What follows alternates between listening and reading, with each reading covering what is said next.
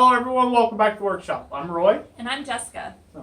Today we're going to be talking about, did you borrow money to start your business? It was a question that we had from one of our subscribers, and we thank you for the question.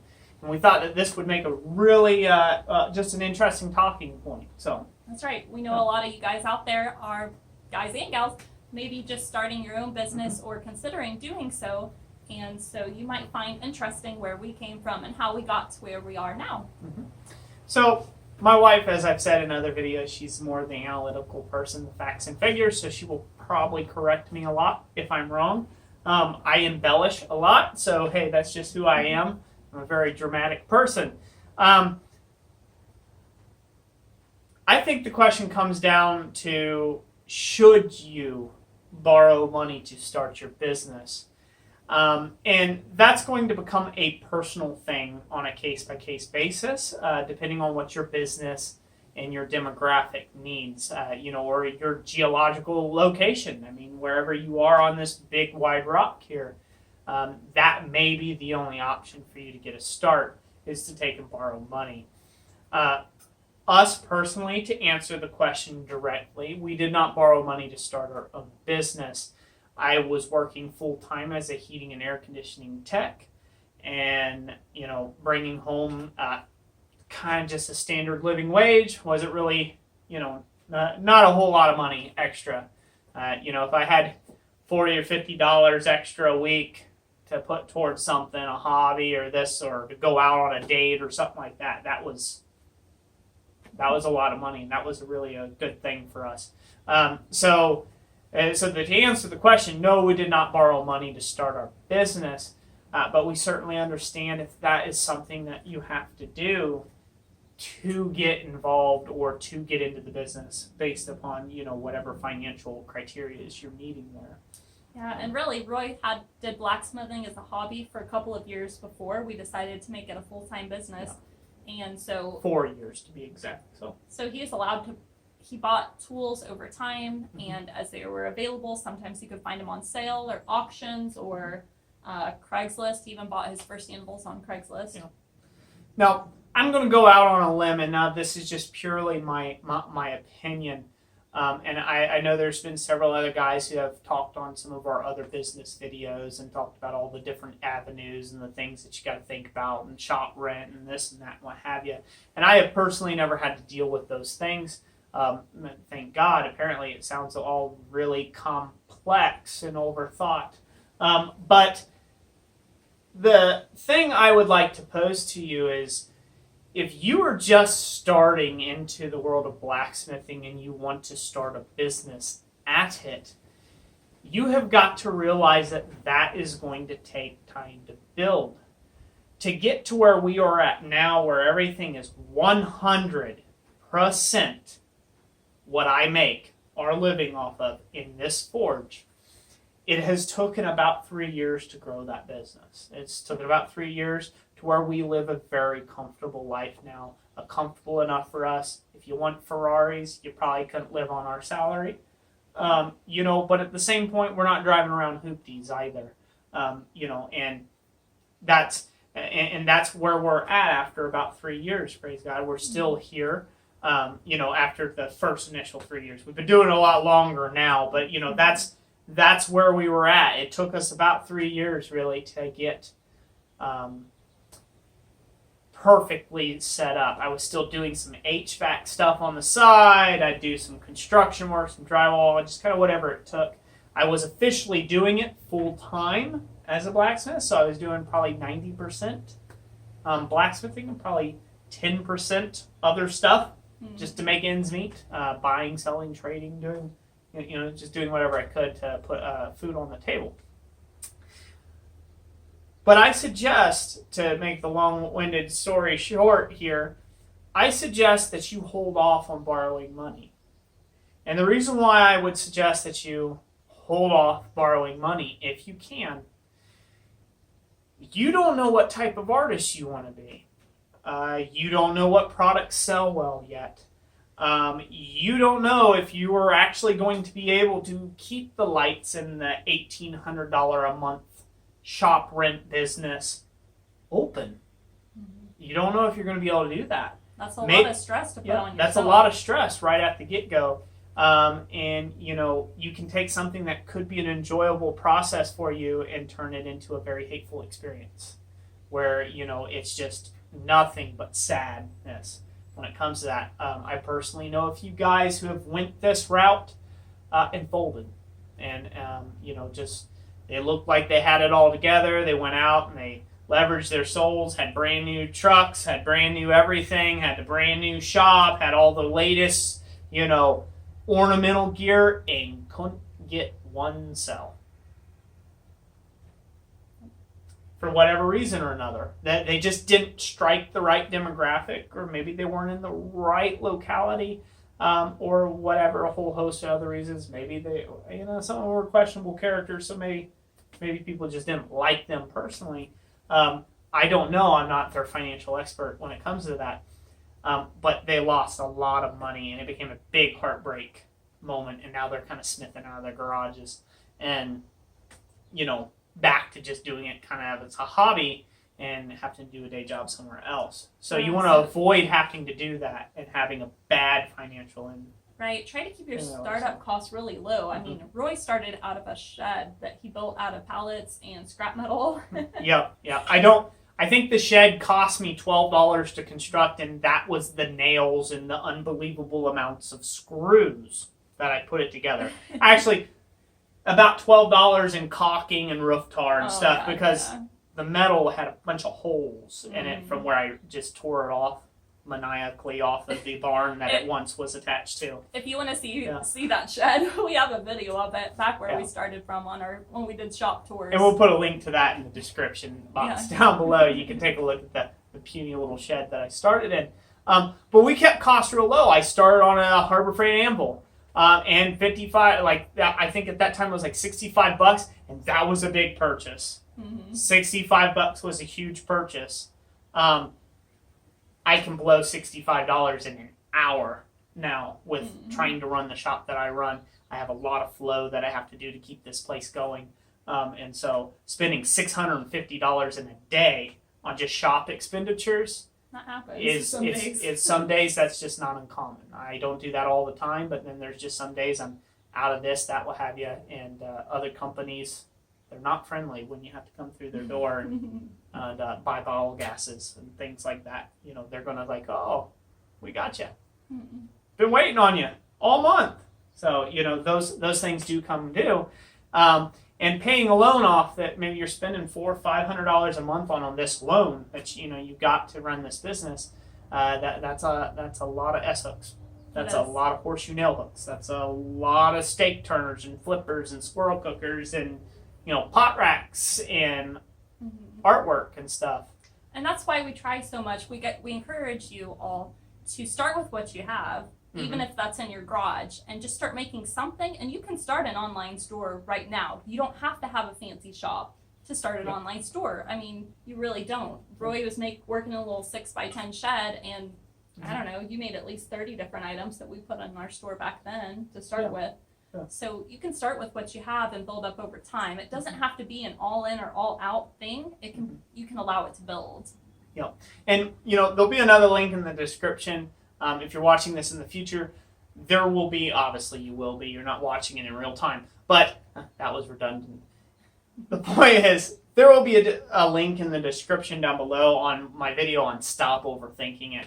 And I love these business videos because I kind of get an interesting mix of people with all sorts of business advice. Some of them you can tell have never ran a business a day in their life, and then other ones you can tell they're very smart and they're really trying to come alongside of us and give us some different viewpoints. And I love that.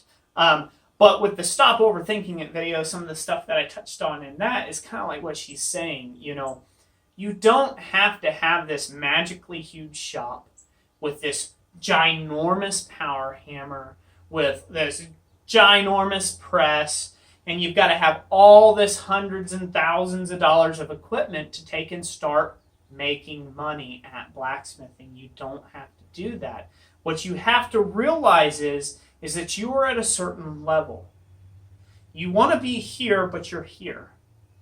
don't be ashamed that you're down here. Don't be ashamed that you're in a ground forge, and you've got a railroad track anvil and a Harbor Freight, hammer. I still have my Harbor Freight hammer, and I still use it. It's heavy. It's 3 pounds, but you can get work done. If you've got a Harbor Freight anvil, don't let no one discourage you at all for using that thing, because you know why? I've built a life of my dreams off that for 4 years. 4 years before I found my first real anvil.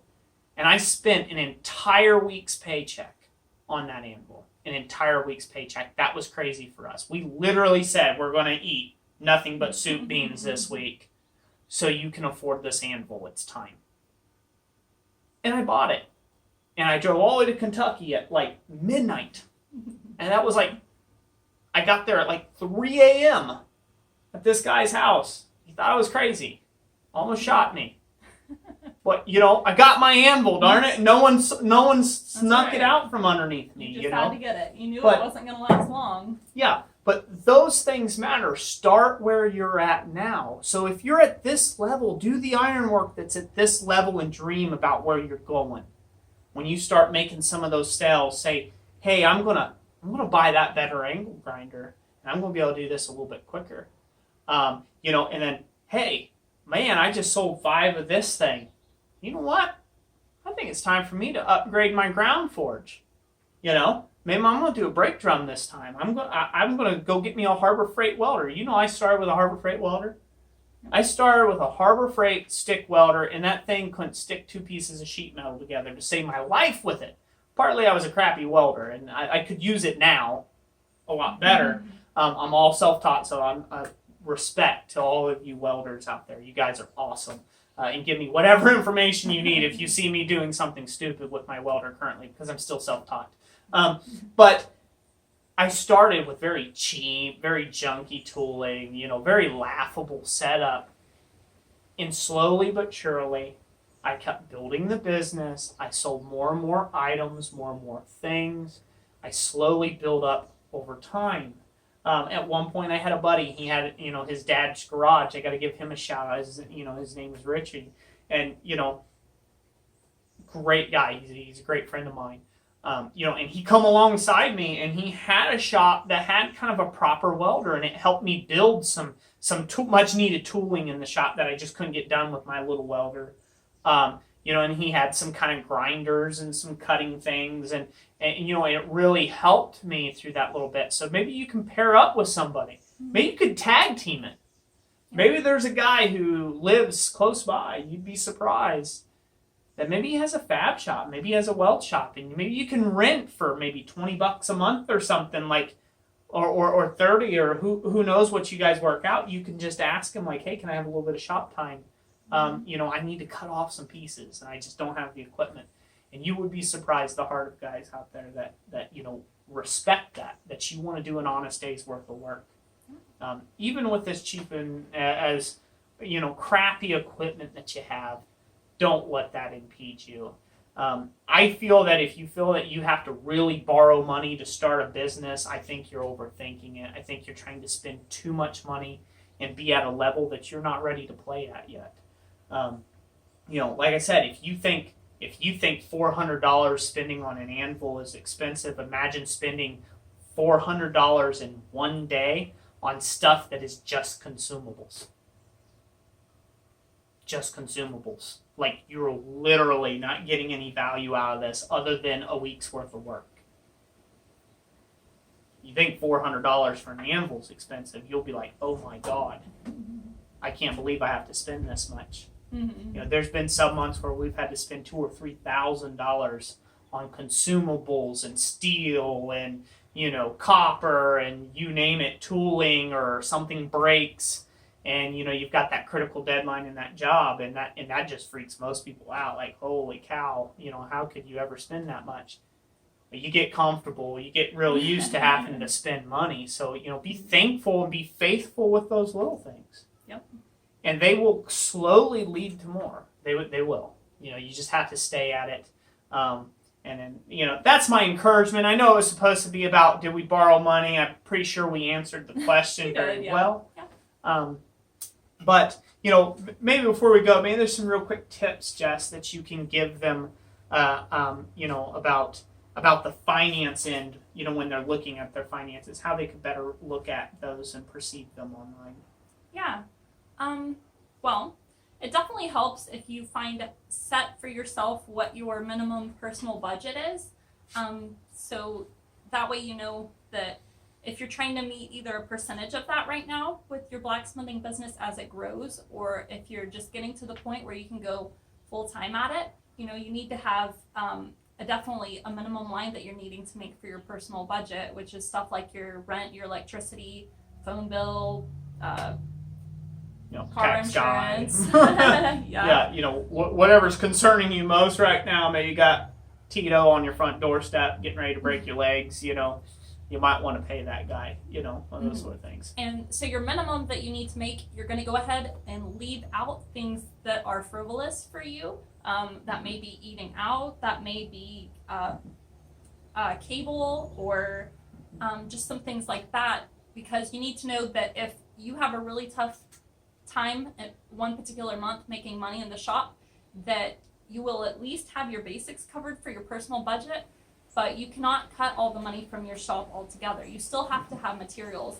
And when we first started, we kind of struggled a lot with this. Like, it felt like it was Roy against me. Like, I was like, we need this much for personal. And Roy's like, I need this much for the shop. And we weren't being able to come together on it. And we just get really upset at each other for not being able. We fought a lot about finances in the earlier years. We really did. Yeah, we did. But now we've come to this point, like, I realize, you know, all this money that comes in from sales, no, that's not just for our personal use. It has to go back into the shop. Roy needs to keep upgrading his tools and materials and consumables and things like that. Mm-hmm. And that's part of, like we talked about in the rule of 33, what you get in, you don't see that all as profit towards your own personal life, because that's not what it's going towards. And I want to touch on that real quick too. So that's one of those videos where we did get kind of some flack back, and some people like, are you serious? Are you kidding me? You know, you run your business on the rule of 33. Yeah, I do, because I need to spend my time worrying about my jobs and the measurements and getting them out on time and hitting my deadlines and making sure my end of the month totals are going to look good. That's what I need to spend my time on. I'm not busy worrying about every last smidgen and penny that's in the shop, because there isn't none of you out there, and I don't care how self-professing greatness you are at doing finances, do you know what every inch of material costs you? And it's for just, material it's not acquisition. Practical, it's not practical at all. That time and effort you spent towards tracking some of that stuff, you could have had a couple more projects done in that same amount of time. Yeah, and you literally just wasted money by thinking about that. Now, that comes into, we might do a video on taxes. We are not tax experts. Not by any means. Not by any means. In a lot of ways, we're still figuring that all out, and there's a lot of other smarter people out there than we that. do have a subscriber out there that is a accountant. So yeah, that is an accountant. Maybe he'll comment in on this and stuff, you know, and tips. Basically, the way the laws work here in America is they could tax the hell out of you to where they could take everything you own. And that's the way the laws are written up, to where no one really fully understands them. Not even CPAs, and from what I've understood. They kind of give us all the same thing. I think my wife understands tax law sometimes better than CPAs. I wouldn't claim that. Well, the one CPA we went to, and we spent $300 talking to the guy, and he pretty much told us exactly what she already knew. That guy, as far as tips. And maybe that was that guy. Something to watch out for. Buyer beware. You know, you don't want to get yourself in hot water with the tax man. You know, you want to be able to use common sense. Use common sense. You know what your electric bill is. You don't need to take and write that down to the kilowatt hour. Like you don't need to figure that out, how much consumption your belt grinder takes. Like, if you're busy working on that, you're not working on your jobs, and therefore you're never going to be able to pay that bill at the end of the month anyhow, because you had a job come to a close and you didn't perform. So, That's where that rule of 33 video goes in. I'm sorry, I've ran it a little bit. I've ran it a little bit on that, and this has like been my first chance to express something about that. And that goes into about the stop overthinking it video. Also, the link in the description. You need to focus on making the money, and then you need to worry about where that money is going. Make the money first. Have a touchable, a tangible. The green dead guys that sit in your wallet. When you have those, then you need to start thinking about, okay, how much of this is actually mine? And what you will find out through a process of elimination, you're like, oh wow, okay, I worked for $3 an hour this month, and how I'm going to do it different next month, and then you change. You make those necessary adjustments. Maybe your prices need to come up. Maybe you need to find cheaper prices on your consumables to get, or maybe not spend as much on tooling or Netflix or whatever it may be that's in your life, and you can get it to where you are making more than an amicable living. Oh, and you can use the rule of 33 as a snapshot. It's just a quick snapshot. I get asked all the time, and if I had to spend 6 months calculating all the avenues for somebody on a big job, I'd default. I wouldn't get the work. I just wouldn't get the work. We live in a now age. People want their answer now. If you waited 24 hours, they're not there. They went to somebody else. They want their answer now from you. And so that's where we kind of developed this method at. And I know there's a bunch of other stuff on YouTube and online and rule of thirds, and we're not geniuses by no means. We thought we were when we first released that video, but apparently there's a lot of stuff out there. That is something though to look at.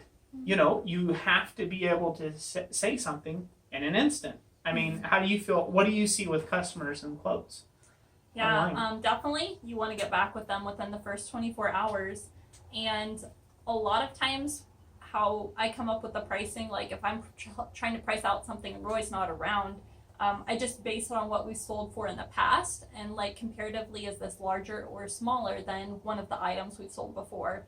And I'll even go as far as breaking down things by like square inches or whatever measurement is helpful to get an idea. Told you she was analytical.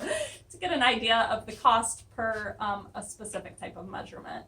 But sometimes we actually make more money when I'm not around and she's the one doing the sales. So sometimes I'll shortchange my work. I'll think, oh yeah, I can get that done in 3 hours. And she's like, no, the last one you did took you 14 and a half. And she saves my butt on a lot of this stuff.